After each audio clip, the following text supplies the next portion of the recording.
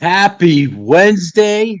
What a Wednesday this is going to be. This is a conversation you definitely want to check out. You're definitely going to get a lot out of. In case you're wondering what this is, hey, this is it, the Imperfect Action live stream. Who am I? I am Rob Fenstermaker, your host. I'm a former corporate burnout survivor turned kingdom builder. Your kingdom builder. What I want to do is I want to help you get out of the rut. I want to help you take action with your life and start living the life that you could only dream of and make it your reality. That's what I'm all about. Let's tell you a couple things going on this Friday.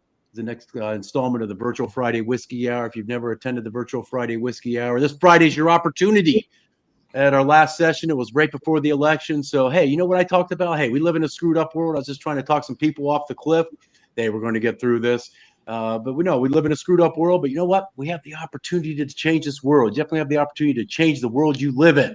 And that's what we talked about. The Virtual Friday Whiskey Hour coming up this Friday, 5 p.m. Eastern Time. You know what? There's no requirement to drink whiskey. Just show up and enjoy the conversation. Hey, after the new year, I am launching a new cohort called Beyond the Provider Redefining Manhood. It's specifically designed for men, those men who want to become better husbands for their wives, more impactful fathers to their children, and better leaders in their community, their places of worship, and in their places of business. If that sounds like you, this is something you need to experience. Go ahead and reach out to me. We'll have a little bit more conversation about that. But enough about that. It is time for today's Imperfect Action live stream, and it's time to introduce my guest, John McEntire. John is an internationally renowned innovation ecosystem expert and leadership development strategist who helps organizations transform groundbreaking science into market-ready solutions while building high-performing teams that can execute on that vision. With over 3 decades of experience spanning 4 continents, he has developed a unique approach that combines deep expertise in technology, commercialization with proven frameworks for organizational alignment and growth. His multicultural perspective and methodology have helped research institutions, corporations, and government organizations successfully bridge the gap between scientific discovery and commercial success. Currently, John is based in Richmond, Washington. John recently concluded a 9-year tenure as director of the Cutter Foundation and now focuses on helping visionary leaders scale their impact through team, clarity breakthrough, growth accelerator, and global impact builder programs. His comprehensive understanding of both technical innovation and team dynamics has proven invaluable to organizations looking to bring breakthrough solutions to markets while maintaining operational excellence. Through his work and prestigious institutions like the University of Illinois, the Tel Memorial Institute, and A-Star Singapore, John has consistently demonstrated his ability to not only navigate complex international partnerships, but also build self-sustaining ventures that can operate effectively across cultural boundaries. Boy, that was a mouthful. But John, you are here. I'm What here. amazing things are, we're on the opposite coast here. I'm on the East Coast, you're on the West Coast. So what amazing things are going on the West Coast today? Well, it's raining right now, so but I actually did get my exercise in this morning anyway. It's Exercising. amazing. I usually go out running, but I did my exercises inside, so that's where I'm hyped up here. I was trying to get Okay. all geared up for this session with you. Yeah, so I got my exercise in as well. Went to the Y. I've been getting into farmers carries here of late, and if you've never done a farmers carry, you got to do it. That's probably one of the best lifts you can do. I highly recommend anybody just getting involved with a farmers carry. You've never done a farmers carry?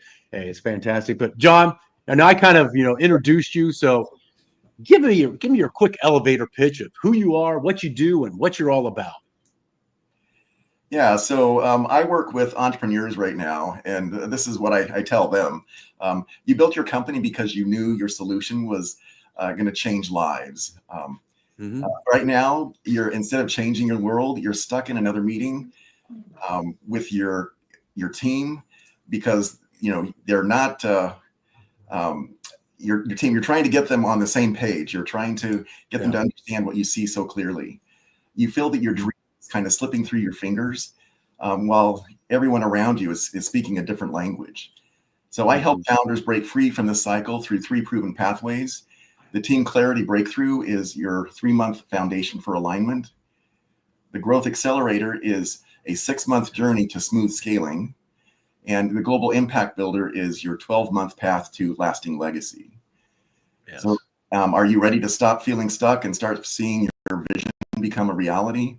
Let's schedule a complimentary business session to map out your breakthrough path. Perfect. Perfect. I always say that teamwork makes dream work. And when you got an effective team and everybody knows their place, it's like a beautiful symphony.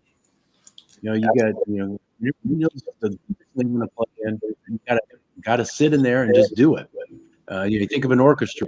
What's the premier position is the first violinist. Well, you can't have 20 first violinists in an orchestra. You got to have somebody that plays, percussion. You got to have somebody that plays the oboe. You got somebody that plays cowbell.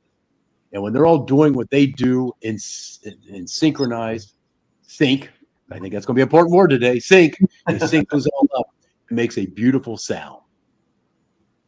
Absolutely, I love that orchestra analogy. I really believe it's really important that you have the maestro there, the leader, and he's got to get everybody, thinking, in the same way and get the beat going and making sure that everybody's in rhythm. Yeah. Yeah, that's it. And I think the most important thing about the maestro is you got to trust. You put people in that position for a reason. Trust that they can do the job. Trust that they can do the job. And I've seen too many leaders, and I'm sure you've seen this as well. They don't trust the people they put in that position, and they micromanage. And if you've ever been micromanaged, which I have been micromanaged, Absolutely. you just as if somebody's being micromanaged, you're just like, all right, well, you give up, and it impacts team morale and the leaders that want to micromanage. Well, I'll ask the question this way: you see leaders that just want to micromanage their team. What do you think is what do you think is the cause of that? I think of it as partly insecurity in their own management style and not being able to trust that the other people that work for them are actually going to be able to do what they want. They know the way to do it and such. But I think that this micromanaging aspect is really why there's a lot of quick quitting and quiet quitting going on. People Absolutely. they don't want to be around that anymore and everything. But I think that when you're putting a team together, that you need to make sure that you're as a leader, that you're actually understanding who their team is and who these players are, and allowing them to actually do what they do to the best of their ability. So I talk about puzzle pieces in my my system. And everybody, I believe, is here on earth for a purpose. And the fact of the matter is, not most people don't find their purpose, and so it's really leaders' fault and our educational system fault for not being able to do that. But a real good leader is going to be able to understand who those individuals are and allow them to actually have margin around their puzzle piece, so they can grow into, and then allow them to grow. And so it's that empowerment that's actually necessary. But going back to why do they micromanage? I think it's lack of having faith in others and belief that others can do as good as you. I think as leaders, aren't we supposed to be hiring people who actually are smarter than us in different things? Absolutely. Yeah, I think as a leader, I could just, from my own experience, is you always want to be training your replacement. Absolutely. When I was an Army officer, that's what that was drilled in your head. You need to be training your replacement because you're only going to be there for a short time. Train your replacement. How do you want this organization to look after you move on? Yeah. What's that legacy you want to leave? And I think a lot of leaders, sometimes they miss that. Well, I've had like some bosses that they did a lot of hopping around, and then kind of the Peter principle, where they were jumping up to different organizations, jumping up the ladder, and even jumping across different aspects of the organization. So it was like really kind of baffling to me that this one person could actually get away with all that and climb up the ladder so much. But each job was like very different, but somehow she gave this impression that she could do those things. And but she was a micromanager and very difficult to work under, and you didn't get credit for what you did was good, and then got thrown under the bus for things that she stopped that you weren't able to do because she didn't empower you. So it was very difficult. Well, she probably moved around a lot because she burned enough bridges at the organization she was at. She had to go find a new organization, and I think she probably understood that. She Yeah. probably knew that. Yeah. So when you're working with a client and you see them that they're kind of exhibiting that micromanagement aspect with their team, and you see the team suffering, what are the conversations you're going to have with that leader? How are you going to approach them to them? Yeah, very good question. So in my system, and through my career, I've learned about the orbs of influence. And basically, the orbs of influence are you have your orb here. And if you report to somebody, then that orb should be actually close to yours and conjoining somehow. Of course, if you're the one leading, then you need to be able to have people conjoined to you from all sides and such. But helping them understand that those orbs need to be as close together as possible to make sure that everything is actually working properly. And the more in sync you are with your organization. So we talk a lot about making sure the mission is correct and the vision. And a lot of what I do in the S.Y.N.C system comes from my time working in Japan and speaking Japanese. I really learned about consensus building from the Japanese perspective.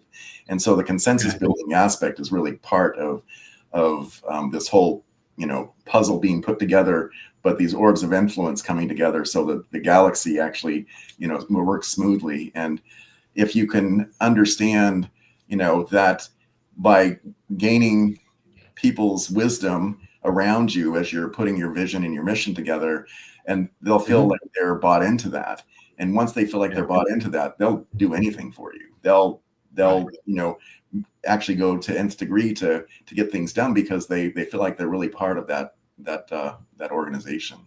So the talking to these leaders, what is it do they really want, and then try and help them understand that, well, getting to that point is going to be how you bring the team together to make sure they're on the same page. And right now we have those 4 generations in the organizations, and we need to understand how each one of those different generations actually think and work and make it more pliable and more available to have everybody work together and be the person who kind of guides that activity. But it's going to be that vision and mission that help guide that activity.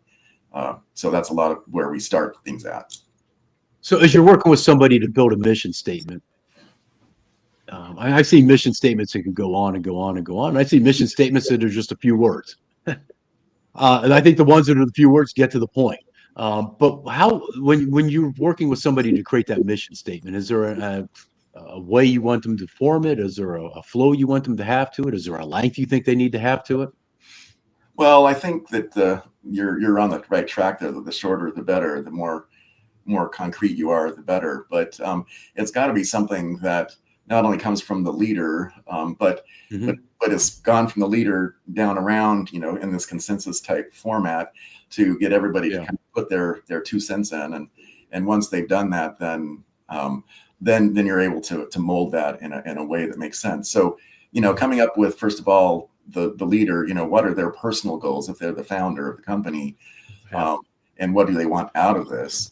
And then, what do they want their environment to be like, with the staff and, the team, and then, how do you want them to work together? And of course, what you do is important, but it really goes to the why you're doing it. What's the impetus for all this to be done? And so there's got to be some real world good in there to actually have something be successful, to have the world buy that product or whatever, that service.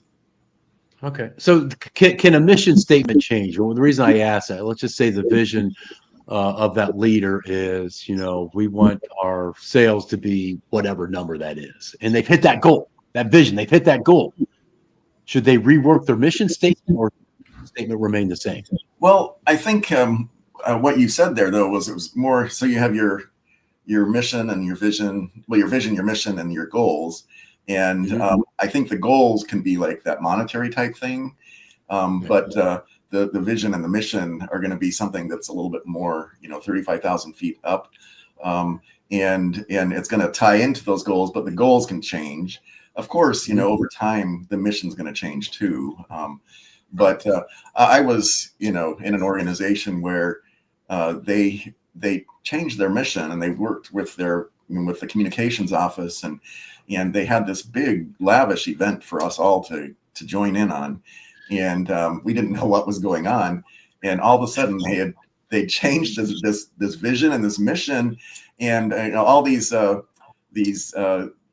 qualities that we're living and everything, and as they were listing out these qualities, and it was like being open and authentic and sharing and stuff, and they didn't do any of that in this whole activity, and so people were just like kind of like rolling their eyes and saying, I don't even know what this is because I wasn't included in it, and that caused a lot of problems for the company. I mean, it actually made it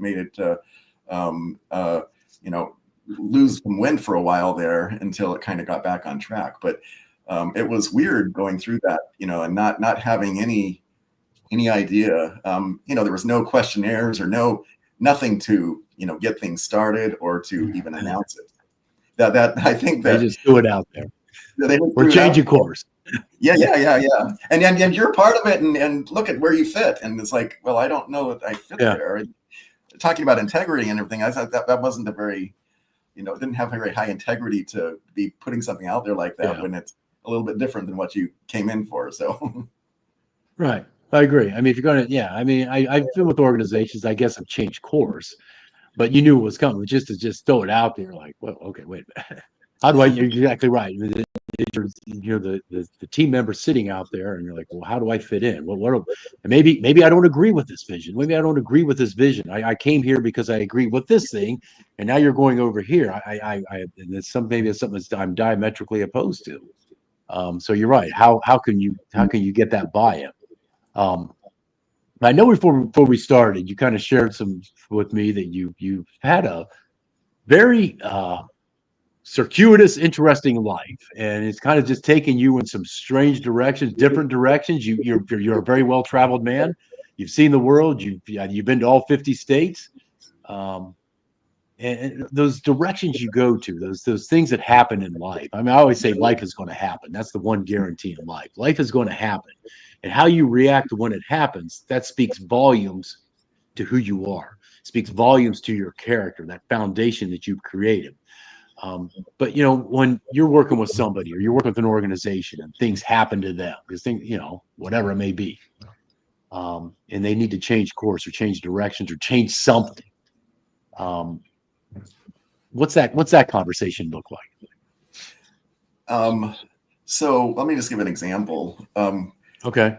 When I was a freshman in college, I was trying to determine what I wanted to do, but I was just there for one semester, and then I did a mission trip for 2 years with my church, and I went to Japan, and I really got enamored with Japanese, and so I went back to school and majored in Japanese with Asian studies as a minor, and so with the Asian studies, I studied Mandarin and Korean.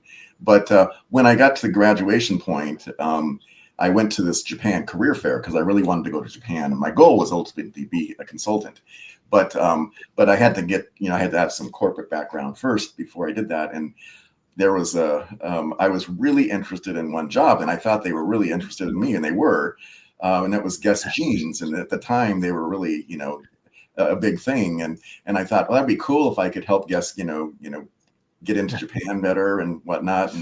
And so I thought that I had this thing, and after a couple interviews and everything, and then ultimately some silence, I didn't get the job, and I was just kind of devastating, and I thought that was like really where I was supposed to be going, but ultimately, had I gotten offered that job and I'd taken that job, I would be in a much different situation than I am right now. And and I wouldn't have had all the experiences that I had. So that having that not happen that way allowed me the freedom to actually, go in another direction and everything. I think one of the things that's been really important in my life has been, following intuition. And I think that everybody has the opportunity to have intuition, come to them and everything. But it's really guided me along the way. And I thought that intuition was telling me that I was going to be going to with Guess Jeans, but it was actually telling me that I was going to go to Japan, but it wasn't with Guess Jeans and everything. And so in regards to intuition, my first instance of that was when I was 9 years old. And I was in the living room. It was on a Sunday afternoon. We just had dinner, had a guest over. That guest was a friend of my mom's who was in a musical the night before at the Playhouse in town, and we had seen that. And so my mom and her friend were talking, and the friend was just saying all the stuff about the theater, and I was like really in awe of what they were talking about. And then she says to my mom, "Oh, Nancy, they're going to have tryouts for The Sound of Music. You ought to go try out in a month." And my mom says, "Oh, that's silly. I could never do that." Well, the friend left, and I told my parents that I was supposed to try out for this play. And so ultimately, they said, they were kind of like, "Oh, that's nice, John, but that's you never sung in front of anybody. You don't talk to anybody. So how could you get on a stage and do that?" And so, during carpool and dinners and whatnot, they would bring it up. And then finally, a couple days before, I said, "If you're not going to take me, I'm going to take the bus." And that would take me into a really dangerous part of town. And so they took me. And then when I got on the stage to try out, this big voice came out, and that kind of, it changed my life, the trajectory of my life. And I ended up being in 30 different productions between age 9 to 19, and did, little teeny things in television and in some recordings and stuff. But I thought I was going to be an actor or something, so I was going to go to school for acting. But my father basically said, you think about this for a little bit. You can always do that type of thing, and you've had your little stint in this right now, but that can always be an avocation. But really think about what your vocation would be, because if you don't have a vocation that can support you, then you're not going to be able to do some of those things. And a lot of those people in the theater are, bussing tables or waiting tables and whatnot. And so, think about doing that. So anyway, that was my first instance with intuition. And then I had some in high school. And then each job that I've gone into, there's always been some track that it's gone down. So the way I look about intuition is that how do you deal with it? It's an idea comes into your head. Okay. So it comes into my head, and I at first think, well, that's weird, and then if it comes in, to the brain every so often, or in certain situations, then I kind of think, okay, I got to look at this and figure out, what's it telling me? And then if it's really kind of gnawing at me, then I'll go ahead and start doing research in regards to that type of thing that's going on. And it's like before, when I went to Doha, and my wife's gotten used to me with this, but when we were before we moved to Qatar to go to the Qatar Foundation, I had this feeling that it was a year before. I said, "We're going to end up in the Middle East," and she says, "What are you talking about?" And lo and behold, about 2 months later, the recruiter calls me about an opportunity in Saudi. And so I go to my wife and I said, "Hey, I told you that I had this inkling that we're going to go to the Middle East." And she says that's, I told her, and I said, "We got this opportunity in Saudi." And she looks at me and she says, "Are you kidding me?" At the time, having to wear the burqa and not being able to drive and feeling like a nobody and not feeling safe and having a family, that didn't bode well for her. So I just pushed it aside. And then a couple months after that, then a recruiter talked to me about the Qatar Foundation. And and all of a sudden it was a different story. My wife is Japanese, and she Okay.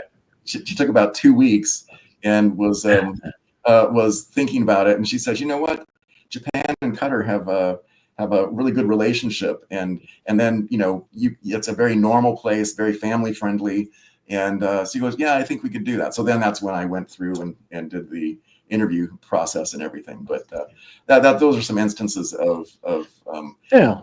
tuition. Yeah, and that's cool. Those experiences that you gain through that are powerful, and I'm sure you learned a lot about yourself. Your wife learned a lot about herself.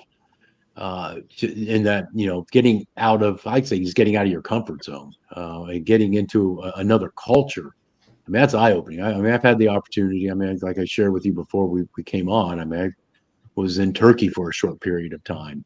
And it's just very eye opening to be in a different culture. I've had the opportunity, you mentioned mission trips. I've been on several mission trips myself. And when you go to some of those parts of the world, I've been to some of the poorest parts of the world on some of these trips. And it's very eye opening. And just we miss the perspective. I mean, don't get me wrong. I mean, I love this country. I love the United States. It's the greatest country in the world. But I think there's something powerful about getting beyond our borders and experiencing other cultures. There's something different about that. Well, it may be that may be the reason why you appreciate the United States so much, because you've seen Absolutely, 100%, yeah, 100%. yeah. So I totally agree with what you're saying there, that having a different perspective from outside looking in often helps us understand, what value we really have in our lives compared with others out there. So Yeah, I'm going to go back to the 9-year-old John, and you had that innocence of a child, and we all. I think the thing that happens to many of us as we go through life is that innocence that we had as a child, those dreams that we had as a child, those things we wanted to do as a child and never did, we just stomp them out. And then we spend the rest of our years doing things that we're just like, why am I doing this? I don't want to do this. I don't want to do this. And I absolutely believe those things that kind of resonated with us at a young age, that's really our calling. I think that's, yeah, I think that's a lot of our calling of what we've been given this life to do. I absolutely believe we've been given this life to serve others in a powerful way, and how we serve. Either, for you wanted to serve by being on the stage. I mean, people, they go to a show, they go to a musical, they go to a play, and they're entertained. It gives them that little escapism. The people on the stage, they're providing that escapism, and that's serving people in a different way. And I think those things where we're there when we're children, a lot of times we have to circle back to them and figure out, hey, is this where I'm supposed to be? Is this what I was called to do? yeah, absolutely. Yeah, and there was a singing at weddings and everything too is also a service that comes from being a singer and everything. But Yeah. I so music is still a big part of my life. Hmm. It's not on the forefront. Having had Yeah. that entertainment background, in my earlier life, helps me in how I present myself to, in my work now and moving forward. But it also got me out of my shell and to a certain point, and just provided lots of opportunities to meet lots of interesting people. Yeah. Yeah. So one thing that's really important about the theater, and I think this is really one of the reasons why I had that intuitive moment, and it goes to what I'm doing now. When I got into the theater, it was not so much, being on the stage and being in front of people and showing off or anything. It wasn't that type of thing. What I actually got from the theater was the fact that the theater only works if you have a community. Okay, so you've Hmm. got you've got this Yeah. city that you've got this city that happens to have a mayor that's a director, and the director is in charge of everything. So the in when you're a lot of people look at the theater and they say the names on the marquees is what makes the theater, but it's really not those people that are in the forefront. Wow. It's all the people Yeah. in the whole thing. So understanding that the Yeah. people doing the sound and the lights and the orchestra and the writing the scores, people sweeping the stage, people building the sets, all those people were really important. So that's where the fact of community actually came to a really understanding that you need to make sure that you understand and protect the fact that everybody has their place. They have their piece in that puzzle, and Yeah. how that puzzle piece works and how those gears work together. They only work. So when you're in the green room in the theater before the session, it's like being in a huddle before a football game. You're getting all psyched up and everything, and you'll know that show is going to be a success by the mood in that room. If you got everybody energized and really gelling and everything, that's going to be great. But if you got these petty jealousies and everything going on, then it doesn't work. So that's one of the main things that I got out of being in the theater was that community aspect. And that's what the Well, it's even the audience. I'll give you again. It's even the audience because I've been to shows where you see the traveling shows, and I'm sitting there watching them, and I'm thinking they're doing this show every night for 6, 7, 8, 9 months, and after a while, you just got to get like, all right. And if the audience is energized, then all right, then I can see the people up on the stage getting energized, and it's kind of tying it back to business. If what you're doing with business, if your customers are energized by what you're offering, what you're doing, how you're serving them, it gives you that sense of purpose. If your customers or lack of customers are just kind of, not there, it kind of gives you it can directly impact morale, 100%. So that brings me back to the orbs of influence, which we just kind of briefly touched over. So you have the orbs, and the orbs are not just what you have in your internal organization, but it's actually, going to the next level, which is those people who are your suppliers or vendors, your VA, whoever, people that are outside that inner circle. And then the next realm is the competitors, and that could be collaborators. And then that goes to the last which is the client, which is the audience, which you're talking about. So it comes together. Absolutely. Yeah. And I think competition is good. Competition Absolutely. keeps you on your toes. Absolutely. And But I don't think that we need to be scared of competition. We need to be scared if we don't do anything about the competition. And the competition can be collaborators at times also. Yeah. Yeah. I mean, just think how, boring, I could take a sports analogy, how boring sports would be if you're just watching a team and they're practicing against themselves. You want to see them playing another team. You want to see them competing because that it sparks the interest. And if it's just some business that's just a monopoly out there doing their thing, they could probably lose their way because they don't have anybody kind of holding their feet to the fire to continue to do better. And I think that's what competition does. It forces you to figure out how to be better each and every day. Um, and having that measuring stick, like say you're in whatever your business is, you're number 5 in the city and you're looking at number 1. You want to strive to be number 1. That gives you something to shoot for. And when you're number 1 and number 5's coming after you, you're like, man, I better step up my game because I'm looking at them. They're coming after me. I better do what I can to stay at number 1. Yeah, one of the stories, I think a sad story, is what happened with Sears. Sears had so much going on for them, and they were just they had so much going on and everything, but then they lost their way and somehow didn't keep up with the competition and everything. So it's so what's interesting about Sears for me is that my grandparents they built their house with a Sears kit, and that thing was solid. I mean, all the materials and everything. It was like really cool. I mean, and I can't even imagine, a kit coming to somebody now with that same high quality of materials. But where did they lose their way?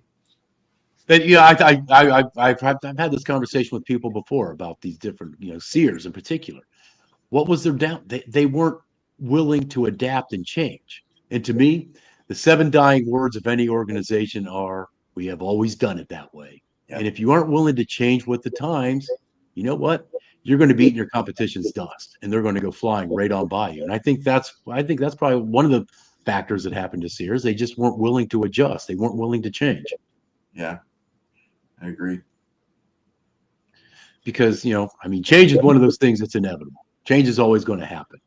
And as you're working with your clients, as you're working with those teams, how do you get them to embrace the idea of change? You need to change to become that organization you want to be. How do you get them to embrace that idea? So let me go into the S.Y.N.C a little bit, the S.Y.N.C system. So synchronize is the consensus building. It's the orbs of influence. It's getting people on the same page. It's breaking the curse of Babel, which is making sure you're all speaking the same language. Then the yourself part is, how do you make yourself be a good leader, and how do you, get the, quality education, training, how do you make yourself actually understand how you can lead your team? The naturalize is where this component comes in. The communitize is what we talked about with the community and everything, but the naturalize is actually being able to take foreign concepts and bring them into our lives. And I actually put in the intuition is actually part of this, because most people don't understand how to use intuition. But you need to make sure that it's like with Sun Tzu, the art of war is something that I use in my training, and that is that you need to make sure that you're not going after to have just a war. You don't want to be having all these battles and everything. You want to win the war, but you can do that without having the battles. And so you need to learn how to make it so that your enemies, you understand how your enemy is thinking, and then you also understand how your team is thinking, and how you get your team to think about things like that. So if your enemy, your competitor, is out there doing new stuff, then you need to be bringing in some new things also. One of the other aspects of naturalize is a thing called Jugad, which comes from India. And what this is it's about innovation, and it's being innovative with the resources that you have on hand. So not being not going out and getting like tons of resources to bring in. It's actually going from the basics and trying to be creative with that. I think that's where a lot of really deep things can actually happen. I was really, during the .com boom, I was blown away because I was dealing with technologies. I was at the University of Illinois at the time, and I would be the one who would receive these research results from the researchers at the university. And then my job was to actually determine if they could become a product or a service, and then what it would take to get there, and then protect them with intellectual property like patents and such. And at the time, the .com boom, there was just so much money flying around that the companies, they were all of a sudden $100 million, and they had just barely founded and everything, and then they were building these lavish buildings with all these nice furnishings and all the high tech tools and everything. But a lot of these companies died because they weren't really innovative. It was too much that was kind of made up, and so there's something about keeping natural or doing that. Right.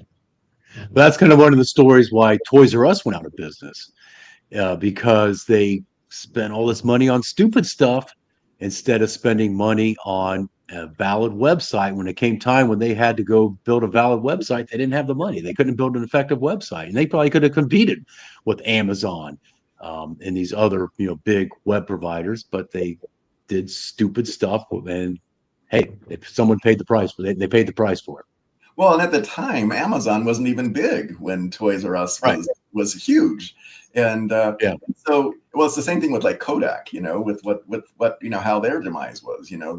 They didn't see past, they didn't see that digital could actually be anything, even though they had actually done digital work earlier. That's not what they do, So right, yeah, and like I said,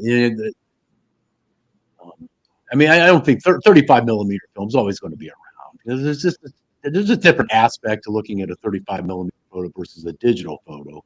But Absolutely. the one thing here's the one thing that I dislike about digital photography. If you remember back when we were kids, you take the pictures and you put them in an envelopes and send them back, and you get the pictures back about a week later, and there'd always be one photo in there that was just like, what's wrong with this one? Eyes would be all red, or some of it. You don't get those pictures anymore because you just automatically delete them. We don't get those just like real outtake photos anymore. Yeah. Well, wasn't it fun opening up those envelopes, and looking through all the pictures and everything? And it Oh was, yeah, that it's was a very, big deal. then you would That pass was a them huge around deal. and everything. And now we look at our phones as individuals rather than passing things around. I mean, we do pass them around in a different way, but Yeah, it's not the same thing. yeah. But there's also, people have also taken advantage of that. There's companies that you can send your digital photos up, and they'll send you a physical photo out. Yeah. And I think that's always going to be there. That's Hmm. always going to be there. But but change is inevitable. How you adjust to change, I mean, like everything that's going on with AI right now. And I'm embracing AI. I'm using it as far as what I can do with it. Um, but I mean, it's moving it so fast. It is moving so fast. I just can't keep up with it. I was at a conference here a few weeks back, and one of the talks was about AI. And the man that was up there presenting, I mean, he was all in, and it was just a fire hydrant of information coming at me. And after 10 minutes, I checked out because I couldn't keep up. I literally could not keep up. But if you're just rejecting AI because it's going to cost me my job, well, that's the wrong idea too. I don't think AI is going to force people to lose jobs. Where I think AI is going to cause people to lose jobs is those people that don't embrace it and figure it out. I think AI is going to open up more job opportunities for those that know how to use it and can use it effectively. Talking about AI, when I was in the Cutter Foundation, some technologies that came, I licensed out some technologies and helped these startups get going Mm-hmm. in regards to language. So Arabic and English translation, it was the number 1 program out there, and that's a company called Canary right now. And basically that was built off of the fact that Al Jazeera came from Qatar, and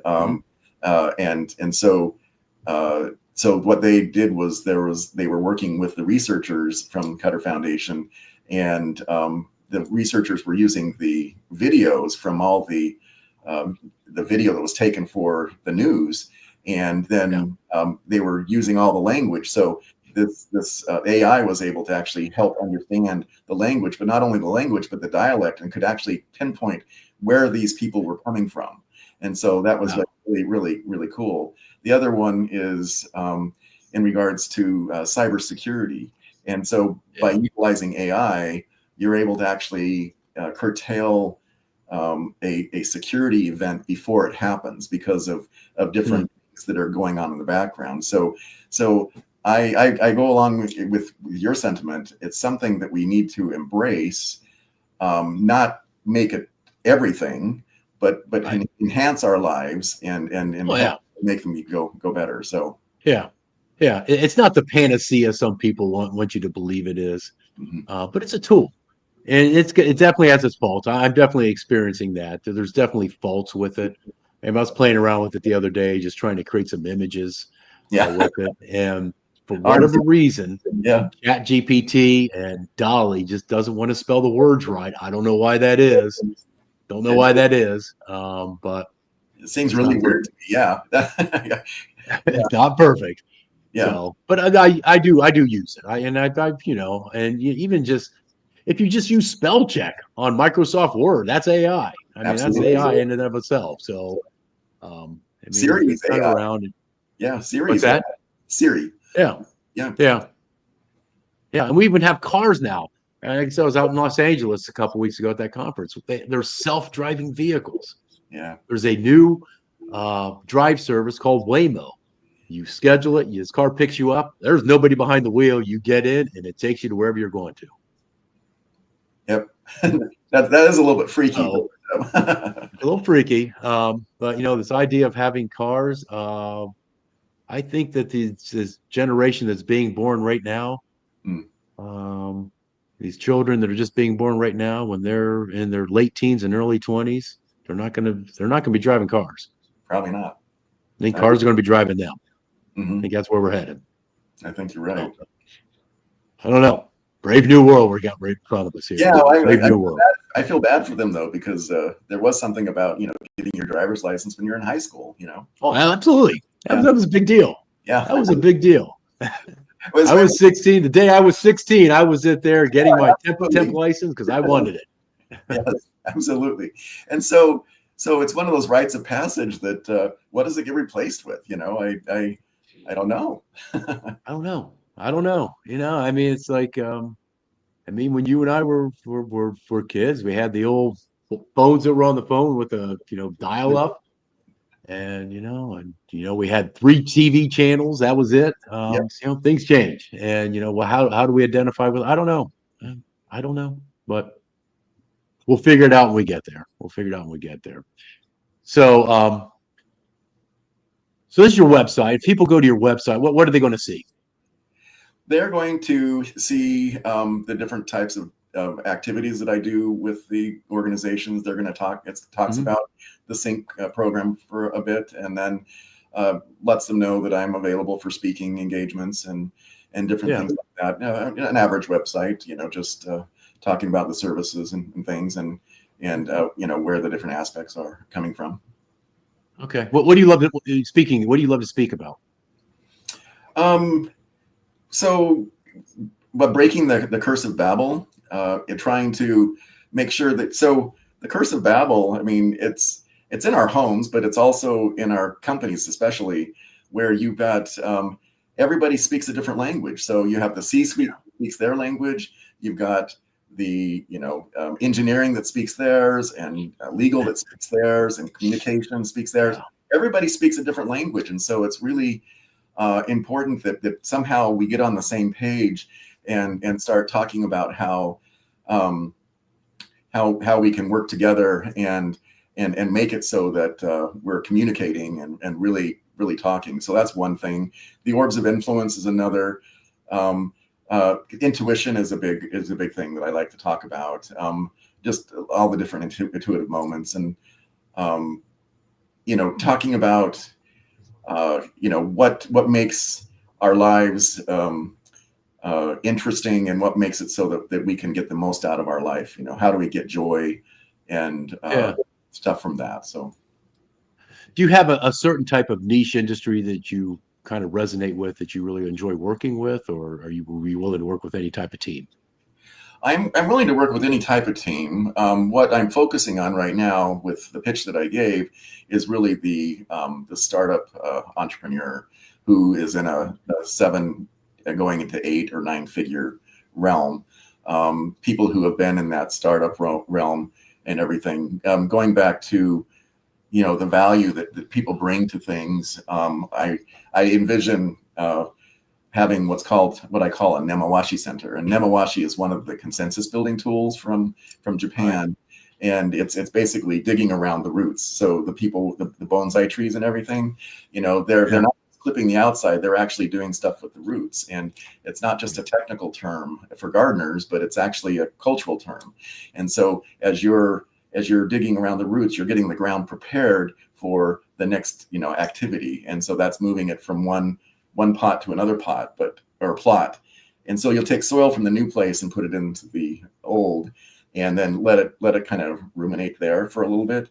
And then once it's ready to transplant, then it's going to have less traumatic type stuff going with it. So the fact is that you need to do that groundwork and everything. And I can't remember exactly what the question was.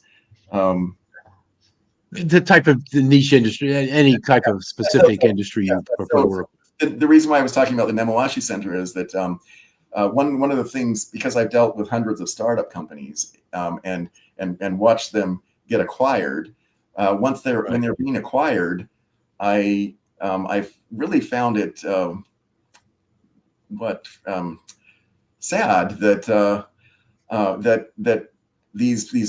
this company that's bought by this large humongous company they're buying it for the innovation. They're buying it for, you know, what value they're bringing. Of course, the products and services and everything. But what happens is that there tends to be, you know, this divide that happens. So these people that go along, the founders are taken care of, but you have all these people that were in that company that had all these great ideas and everything, and then all of a sudden they're the odd man out, you know. And so I plan on having Nemawashi centers, 3 of them throughout the world, that actually helps to do that transition with the acquisition. So that the acquisition, what happens a lot with these companies is that they buy the small company, and the stock price just skyrockets, you know, for the large company. And then, you know, 3-4 years down the road, not much is happening, you know, except for that product going forward. They've ostracized this team, and people have left, and then all of a sudden their stock price goes down, and so it's like there's value that's left on the table that's not getting taken place of. So that's what I'm trying to do, is to get those that type of a situation, the M&A, to be something that actually adds more value, makes it greater for a longer period of time, and that everybody gets something out of it. That's why the name Mutual Prosperity. So okay, when you look at the Nemawashi Center, it's not just meant for that type of thing, but it could be for, like, you know, a school board or whatever. You bring people together, and that's where you're doing this masterminding to understand what the vision, mission, and the goals should become. okay. Very cool. I like that. I like that. And, you know, I bringing teams together on the same page. I mean, when a team is united and they're focused, get out of the way, because they can accomplish great things. So we're kind of coming up on it here. I appreciate you stopping by today, John. But as we're coming to this end, is there any parting wisdom you would like to give our audience, as far as anything you'd like to share? So when I was growing up, my father would always say, don't let your education get in the way of your education. And so I had all these opportunities to travel and to do all these different things, like the theater or whatnot. And he let me know that was my education, and that it wasn't what was in the school books and everything, but it's really living life and living it to the fullest. Oh, yeah. I agree. Every day is an opportunity to learn something new. I've kind of, you know, I've been doing this for years. Just my journal. I've been journaling, and part of it, it's my gratitude. What did I learn new today? I didn't learn anything profound, but every day is an opportunity to learn something new. And when you look at life that way, you're right. You're experiencing it, looking for those opportunities, because that's where our opportunities exist. They exist in today. They're not in yesterday. They're not in tomorrow. They're in today. So what are you doing today to take advantage of those opportunities that are before you? I think that's what's important. And that's part of that educational process. Totally agree with you. Yeah. All right. Well, there we go. Another Imperfect Action live stream is done. I was getting a little ahead of myself. This Friday is the Virtual Friday Whiskey Hour. If you've never experienced that, you need to stop by. You know what? There's no requirement to drink whiskey. Just show up and enjoy the conversation. Yeah, I'll probably pour myself a couple of fingers. You're talking to Japan. I've got some really fantastic Japanese whiskey that I'm probably going to pour for myself this Friday, John. It's amazing. You know, my wife was in Tokyo about a month ago, and she got me a couple bottles of Japanese whiskey. That's the best whiskey I've ever had. I'm just going to be straight up honest with you. Best whiskey I've ever had, some Japanese whiskey. Never experienced it. You got to do it. Also, after the new year, Beyond the Provider, Redefining Manhood. If this is something you're interested in, hey, reach out to me. We'll have that conversation. But hey, I appreciate everybody stopping by. John, I can't thank you enough for stopping by to be part of the Imperfect Action live stream. Amazing conversation. You really brought it today. I definitely learned some new stuff today. Again, every day is an opportunity to learn something new, and I learned something new from you as well. But that's it, people. I hope you enjoyed today's Imperfect Action live stream. I will be back sometime soon. Peace out, everyone.